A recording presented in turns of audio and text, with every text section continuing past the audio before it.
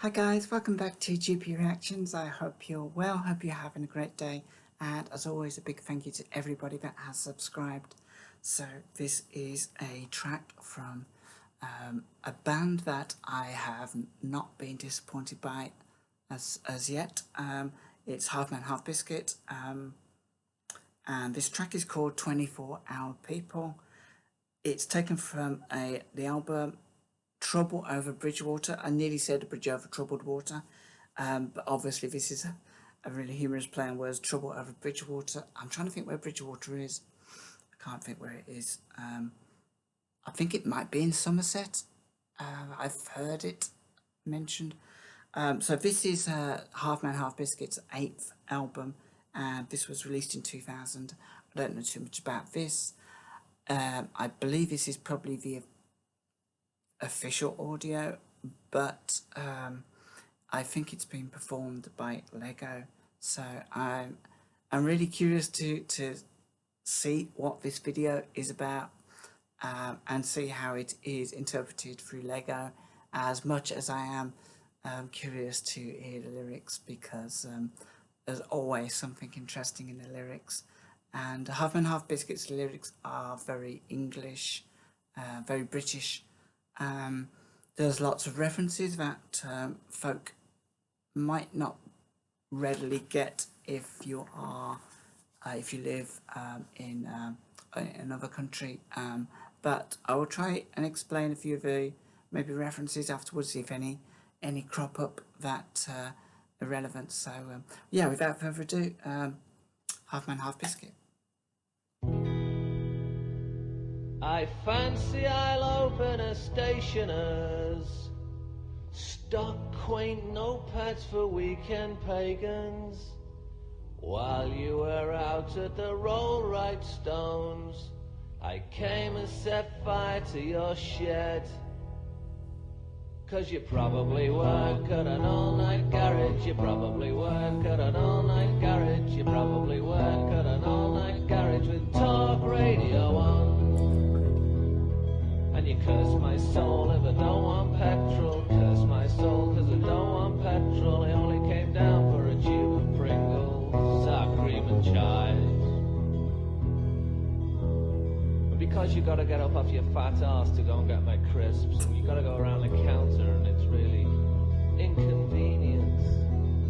And when you come back you toss them into that sliding metal tray device thing that separates us, and you say £1.35. As opposed to, that'll be £1.35, please, sir. This is, of course, done to annoy me, but has the opposite effect of amusing me no end, because suddenly I've got other things to buy. I'll have 2 Scotch eggs and a jar of Marmite, 2 Scotch eggs and a jar of Marmite, 2 Scotch eggs and a jar of Marmite. What sandwiches have you got? Well, now you become quite irate, and your voice becomes louder, and you start to sound like Leadbelly at the depot. I got ham, I got cheese, I got chicken, I got beef, I got tuna sweet corn, I got tuna sweet corn. I'll have 10 Kit Kats and a motoring Atlas, 10 Kit Kats and a motoring Atlas, and a blue CD on the Hallmark label. That's sure to be goods.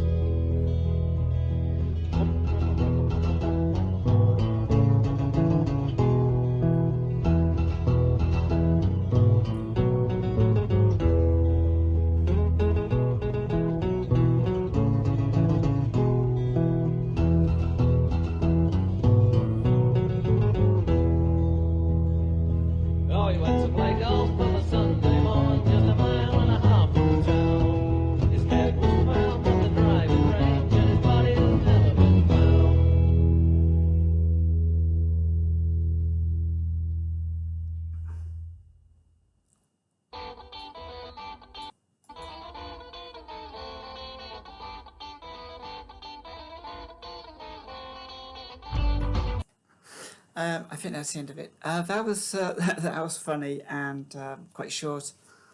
What can I say about that? It's I can't. It must be. I can't think of a more difficult job than, well, I mean, there's plenty of difficult jobs, but it must be sort of mind-numbing sometimes to have to work in 24-hour garage. I don't know if are garages open 24 hours. I'm pretty sure they are. But it must be also dangerous these days. Um, and yeah, I have been that person who has rocked up at late at night to ask for a Kit Kat from an all-night garage, and yeah, I kind of feel guilty really because I don't really want to bother them unless I'm having petrol. But it has happened, and but this was funny. I actually sort of felt a little bit sorry for the idea of a person working in an all-night garage because they must get a lot of stick from people. Um, I love the beginning of his. I fancy I'll open a stationer's stock quaint notepads for weekend pagans. While you were out at the Rollright Stones, I came and set fire to your shed. That's just so daft. The Rollright Stones are actually a circle of stones in Oxfordshire, and I do know this because of my other channel. It is I'm not sure how far they date back, but I think they're rather like the Stonehenge in a way, sort of very very old, and you do get people going down there, to pagans going down there to do whatever pagans do when they're at the Rollright Stones, and you get people going down there to investigate the paranormal of the ley lines at the Rollright Stones. So, because you probably work at an all-night garage, you probably work at an all-night garage, you probably work at an all-night garage with talk radio on. So this came out in 2000, and talk radio was, I think it was at its height of popularity between 1995 and 2000. It was the first time we've actually had a daytime radio show that had people phoning in and lots of arguments. You had an agony aunt. I can't think of what her name was now. You had Tommy Boyd, who was the antagonist, and he used to be in the afternoon. You had a legal professional or legal experts on. Yeah, you had. It was really, really interesting, and I remember sort of beyond, probably towards the end of the 90s, it started to go into more sport, and I think it became talk radio became talk sport, and talk sport still exists, but I think talk radio might be back, and there's definitely talk TV, which is now the visual version of talk radio, which is fantastic. I don't know if they have people phoning in or people emailing in or live chats and stuff like they did. I haven't really watched it, but I've watched a little bit, but not sufficient amount to gather exactly if it's similar to talk radio. And you can curse my soul if I don't want petrol. That was me definitely back in the day. Curse myself because I don't want petrol. I only came down for a tube of Pringles, sour cream and chives. Well, it's good to know that Pringles was still around in the year 2000. I have Pringles every now and again, usually at Christmas, because they don't taste like any other crisp I've ever tasted, and I often wonder whether I'm literally eating somebody's carpet that's been converted into a crisp or something. And because you've got to get up off your fat ass and go and get my crisp, and because you've got to get to go around a counter, and it's really inconvenient, and when you come back, you toss them into the sliding tray device, that thing separates us, and you say £1.35, probably a lot more than that now, as opposed to that be £1.35 please sir. This is of course done to annoy me, but has the opposite effect of amusing me no end, because suddenly I've got other things to buy. I've kind of done that too, and I can't blame their attitude. I used to work as years ago. I used to work up until about 10 o'clock at night, and I used to be on the road a lot, so I was a little bit, I didn't have the patience, and I guess it's the reciprocal thing. If you're a little bit, if you're a little bit curt with somebody who's serving you, they kind of like a little bit rude back, and it was just an accepted thing back then. I feel guilty about it now, of course. I'll have 2 Scotch eggs and a jar of Marmite. 2 Scotch eggs and a jar of Marmite. 2 Scotch eggs and a jar of Marmite. Which sandwiches have you got? Yeah, I've done that as well.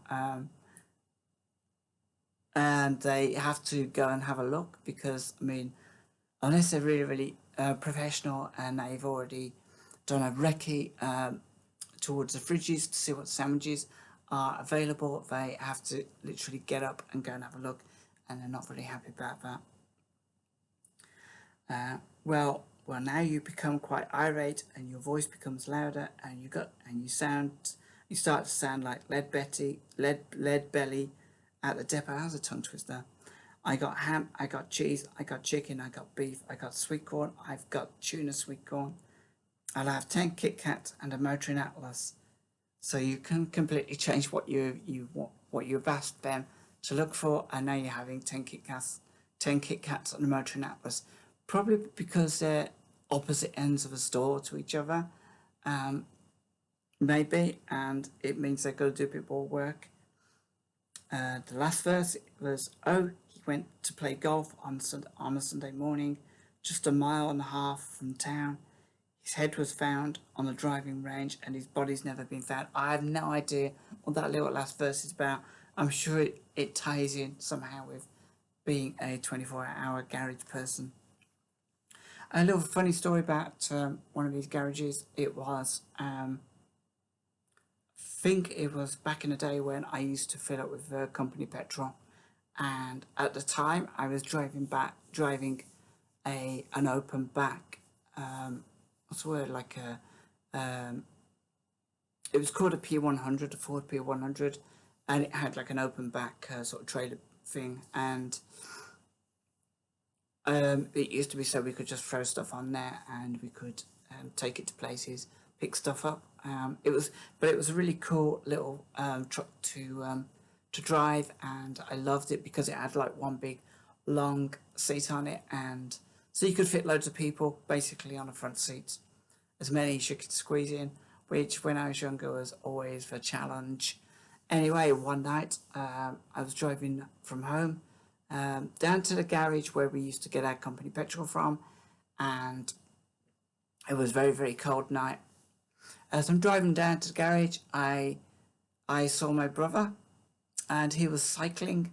He was a bit strange like that, and he was cycling, and he had a hat on and everything. Anyway, he kind of pulled. I pulled up and I said, "Do you want a lift?" He said, "Oh, thanks." So threw his bicycle in the back of the van and back of a truck, and jumped in, warmed up a little bit on the way to the garage. So as I pulled it to the garage, I said, "Just wait here. I'm just going to throw some petrol in, and I'll give you a lift if you want to wherever you need to go to." So I pull up at the garage and I'm putting some petrol in, and I'm just going to go and pay for the petrol, and all of a sudden I don't know how they did it, the shutters dropped down, and what actually happened was I didn't realise that my brother was he decided he was going to carry on cycling from the garage. So I'd taken him about a quarter of a mile, but he was going to carry on cycling. He'd warmed up a bit, and he was very much the active person. So as I'm paying for my petrol, he gets out the passenger side, takes his bike out off a thing, and then he puts a balaclava on. And obviously he was keeping his face lovely and warm, but by putting a balaclava on at the petrol station, it kind of like rang alarm bells, and they actually had to, the person must have had access to some sort of automatic security system to drop all the shutters, and it took a little while of explanation to kind of calm the person down that I didn't have an armed robber in the passenger side of my car, van, truck. guys, I really enjoyed that. I have heard funnier Half Man Half Biscuit songs, but the little references in these songs, it always brings back little bits of nostalgia, and some of them are actually still relevant today. So it's pretty cool that 23 years on, you're able to still relate to aspects of his track in for today's purposes. So yeah, please join me in the comments below if you enjoyed this. Until next time, take good care of yourselves and have a great week.